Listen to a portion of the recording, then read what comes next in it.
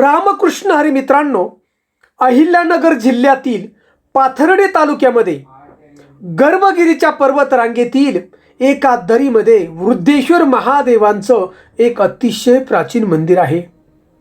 मित्रांनो, या ठिकाणी असलेल्या शिवलिंगाबद्दल अशी आख्यायिका सांगितली जाते की हजारो वर्षापासून गंगा माता स्वतः या शिवलिंगावर जल अर्पण करत आहे. पण या मंदिराचं रहस्य इथे संपत नाही. असंही म्हटलं जातं की वर्षातून एकदा हे शिवलिंग एका गावा एवढं मोठं होतं बघा.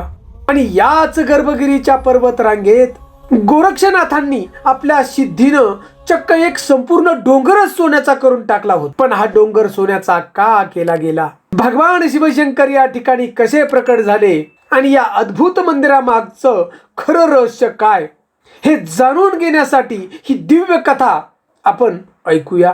आणि महादेवावर श्रद्धा असेल तर कमेंटमध्ये एकदा मनापासून ओम नमः शिवाय असं जरूर लिहा. मंदिराचा जो उल्लेख आहे ब्रह्मपुराणामध्ये आढळतो. एवढंच नाही तर नवनाथ भक्तिसार हा ग्रंथ आपण वाचला असेल तर त्या ठिकाणी सुद्धा या मंदिराचा उल्लेख आढळतो. तर मित्रांनो, ही जी डोंगर रांग आहे हा गर्भगिरीचा पर्वत आहे. आणि एकदा श्री गोरक्षनाथ श्री राज्यातून श्री मच्छिंद्रनाथांना परत घेऊन चालले होते. या भागातून दोघेही चाललेले होते. आणि मैनावती राणीनं चैतन्य मच्छिंद्रनाथांना एक सोन्याची वीट दिली होती हो. त्या डोंगरातून जाताना जी सोन्याची वीट होती, या विटेमुळे मच्छिंद्रनाथ अस्वस्थ राहू लागले. आणि हे चैतन्य गोरक्षनाथांना समजलं बघा. आणि मोका मिळताच चैतन्य गोरक्षनाथांनी ही सोन्याची वीट फेकून दिली बघा, लांब बिरकावून दिली. आणि नंतर मच्छिंद्रनाथांना समजलं. मच्छिंद्रनाथांनी विचारलं, गोरक्षा, अरे माझी सोन्याची वीट कुठं आहे? गोरक्षनाथ म्हणाले की स्वामी, ही तुम्हाला सोन्याची वीट कशाला पाहिजे बरं? त्यावेळी मच्छिंद्रनाथांनी सांगितलं, अरे गोरक्षा, मला एक फार मोठा यज्ञ करायचा आहे आणि यासाठी मला लागतं. आणि त्यावेळी गोरक्षनाथांनी आपल्या झोळीतील विभूती काढली आणि आपल्या मंत्रशक्तीनं अक्षरशः गर्भगिरीचा डोंगर सोन्याचा करून टाकला. चक चक चक डोंगर तो करायला लागला. मच्छिंद्रनाथांनी पाहिलं आणि स्मित हास्य केलं, अरे गोरक्षा, तुझी मी ही परीक्षा घेत आहोत. आणि एवढी मोठी सिद्धी विद्या झाली त्यांना. हे पाहून मच्छिंद्रनाथांना गगनात मावेनास आनंद झाला. आणि त्यावेळी मच्छिंद्रनाथांनी सांगितलं की गोरक्षा, मला या ठिकाणी एक फार मोठा यज्ञ करायचा आहे आणि यज्ञासाठी मला धनसंपत्तीची जरूरत होती, म्हणून ही सोन्याची वीट होती. गोरक्षनाथ म्हणले, स्वामी, तुम्ही काही काळजी करू नका, मी सगळी यज्ञाची तयारी करतो. त्यावेळी मच्छिंद्रनाथ म्हणाले, अरे हा सोन्याचा डोंगर काय करायचा? मच्छिंद्रनाथांनी आणि गोरक्षनाथांनी नुसते डोळे झाकल्याने मंत्रशक्तीने कुबेराला बोलवलं. कुबेर त्या ठिकाणी आला बघा. कुबेर देव, धनाचा मालक कुबेर देव, त्याला हा सोन्याचा डोंगर देऊन टाकला. आणि कुबेरानं सांगितलं नाथांना की मला ज्या वेळेला लागेल त्या वेळेला मी हे धन तिथून घेऊन जाईल आणि तुम्हाला आता या यज्ञाला मी मदत करतो. आणि कुबेर त्या ठिकाणी बघा निघून गेले.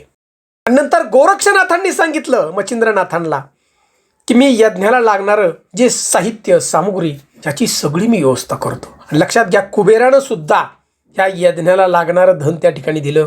आणि या ठिकाणी यज्ञांना अष्ट महासिद्धी अन्नपूर्ण माता त्या ठिकाणी आली बघा.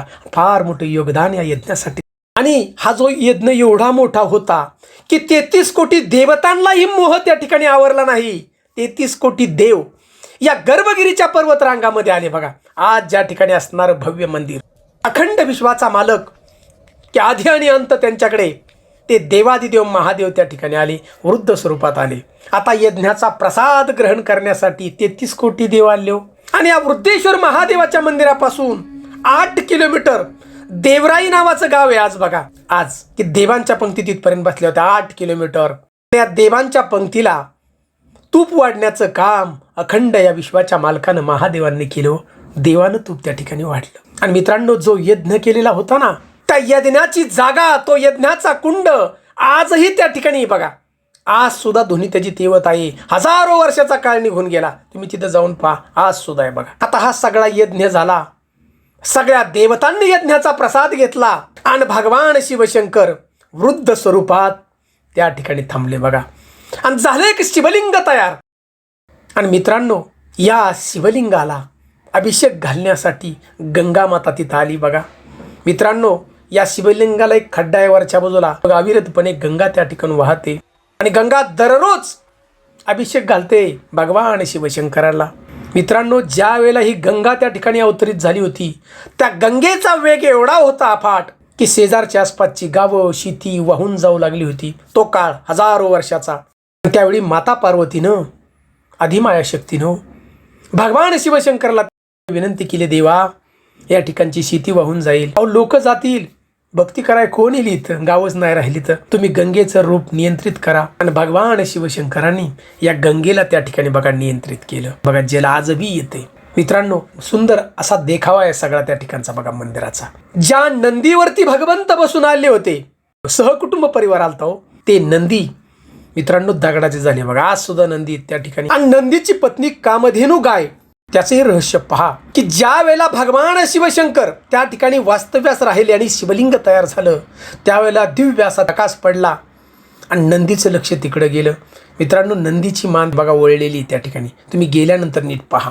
या मंदिरात नुसता आपण प्रवेश केला ना, थंड गारवा त्या ठिकाणी जाणवतो आणि एक सकारात्मक ऊर्जा की आजही त्या ठिकाणी वृद्ध स्वरूपामध्ये भगवान शिवशंकर जप करत आहेत असं वातावरण लाद गेल्यानंतर वाटतं. तुम्ही मंदिरात ज्या वेळेला जाता त्यावेळेला मित्रांनो, मंदिरामध्ये एक घंटा आहे, भव्य असणारी घंटा, की जी घंटा हजारो वर्षापूर्वीची. आणि त्या घंटेचा इतिहास सांगितला जातो. त्या घंटेवरती एक प्रतिकृती लेख आहे. कारण मित्रांनो, ही जी मूळ घंटा आहे ही प्राणदेव राजानं त्या ठिकाणी बघा बसवली होती 11व्या शतकामध्ये.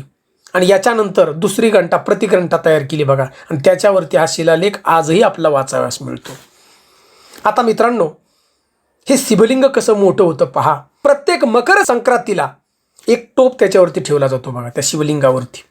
तर टोप आहे ना, तो बसत नाही ठिकाणी त्या मापाचा, कारण ते शिवलिंग एका गव्हा एवढं आजही मोठं होतंय बघा. आज सुद्धा मोठं होत चाललेलं आहे. मंदिरात गेल्यानंतर नवनाथांची सुंदर अशी तसबीर त्या ठिकाणी आपल्याला पाहावयास मिळते. कारण नवनाथांच्या भक्तीनं भगवान शिवशंकर त्या ठिकाणी आलेले आहेत बघा. मुख्य गाभाऱ्यामध्ये गणपती बाप्पाचं एक छान मंदिर आहे. काळभैरवनाथ, माता रेणुका यांचं दर्शन आपल्याला त्या ठिकाणी होतं बघा. आणि मित्रांनो, त्या जागेवरती 12 वर्ष भगवान शिवशंकर वास्तव्यात होते. महादेव आणि माता पार्वती बघा त्या जागेवरती नंदीवरून आलेले होते. आणि मित्रांनो, पुढचा एक प्रसंग आहे अतिशय रहस्यमय. कारण या मंदिराचा जो उल्लेख आहे तो ब्रह्मपुराणामध्ये आढळतो आणि नवनाथ भक्तिसारमध्ये. गर्भगिरीचा पर्वत सोन्याचा झाला. आणि या ग्रंथामधली माहिती मित्रांनो सगळ्या पंडितांना मिळाली होती. आणि काशीचे काही पंडित होते, त्यांनी ही माहिती वाचली की गर्भगिरीचा डोंगर सोन्याचा झालाय, गोरक्षनाथांनी मच्छिंद्रनाथांनी केलाय. मग चला आपण पाहूया, वृद्धेश्वर महादेवाचंही दर्शन घेऊया आणि सोन्याचा डोंगरही पाहूया. मित्रांनो, काशीवरून काही पंडित त्या टायमाला चालत आले या वृद्धेश्वर महादेवांचं दर्शन घेण्यासाठी. आता त्या ठिकाणी आले, पाहिलं तर महादेवांच्या पायाशी नतमस्तक झाले आणि त्या ठिकाणी पारायण करायला लागले बघा. आणि ते पारायण करायचे पंडित, जसा ग्रंथाचा एक अध्याय होईल तसं तिथलं एका पिंपळाचं झाडाचं पान तोडायचं आणि त्या अध्यायाच्या खाली ठेवायचं. असं करता करता संपूर्ण ग्रंथ त्यांनी वाचला. आता जाताना काशीला तिथलं दगडी घेऊन गेली बघा एक गोट. म्हणली इथलं नाही आहोत दगडी, लोकांना सांगू तिथं सोनं नाही म्हणून. हे पंडित काशीला गेले आणि काय चमत्कार हो, अखंड या विश्वाचा मालक. दगडीचं सोनं तयार झालं. दगडी गोट जी नेलतं ना, त्याचं सोन्याचं गोट झालं. ते जो ग्रंथ वाचला होता महादेवांच्या पायाशी, तिथं त्या ग्रंथामध्ये ठेवलेली पिंपळाची पानं सोन्याची झाली. आणि त्या पंडिताचं डोळं उघडलं. सगळं अदृश्य आहे तिथं सोनं, परंतु अदृश्य आहे. आणि ते पंडित बघा काशीहून परत आले या अहिल्यानगर जिल्ह्यामध्ये पाथर्डीला या वृद्धेश्वर महादेवाच्या मंदिराच्या जवळ.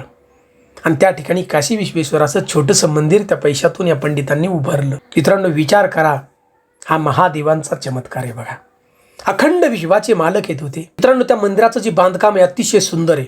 बाजूने दगडी बांधकाम आहे कठाडामध्ये. पुण्यश्लोक अहिल्याबाई होळकर यांनी या मंदिराचा जीर्णोद्धार केला बघा. पेशव्यांनी केला असंही सांगितलं जातं इतिहासामध्ये. मंदिराच्याच पाठीमागच्या बाजूला बारवे, तिला गौतमी बारव असं म्हणतात. आणि मागील बाजूला कपिल मुनींचं दर्शन होतं बघा. सुंदर अशी एक शिवपिंड आहे आणि माऊलींचंही छोटंसं मंदिर आहे. रेणुका मातेचंही दर्शन आपल्याला त्या ठिकाणी होतं. आणि सगळ्यात महत्त्वाचं, पुण्यातील सद्गुरू शंकर महाराज मित्रांनो त्या ठिकाणी वास्तव्यात होते बघा. त्यांनी वृद्धेश्वर महादेवांची त्या ठिकाणी भक्ती केली होती, तपश्चर्या केली होती बघा. असं रहस्य आहे मित्रांनो वृद्धेश्वर महादेवाचं मंदिर. जीवनामध्ये कधी आपला योग आला तर वृद्धेश्वर महादेवांच्या पाया पडण्याशी आपण नक्की जा. आणि मित्रांनो, या व्हिडिओच्या माध्यमातून आम्ही सांगतो की भक्ती जर मनापासून असेल तर देवालाही तुमच्याजवळ यावंच लागेल, हे निश्चित आहे. बघा, निस्वार्थ भक्ती पाहिजे फक्त. म्हणून मित्रांनो, सुंदर अशी ही वृद्धेश्वर महादेवाची माहिती आपल्याला आवडली असेल, आपण त्या भागातून असताल, आसपास आपण त्या ठिकाणी गेला असताल, तर आम्हाला फक्त काही नको, एक विश्वासानं कमेंट ओम नमः शिवाय अशी कमेंट मात्र जरूर करा. आणि चॅनलवरती प्रथम असाल तर आपण नक्की सबस्क्राईब करा. आणि मित्रांनो, हा व्हिडिओ जास्तीत जास्त शेअर करा. महादेवांची कृपा आपल्यावरती निश्चित राहील. ओम नमः शिवाय, ओम नमः शिवाय.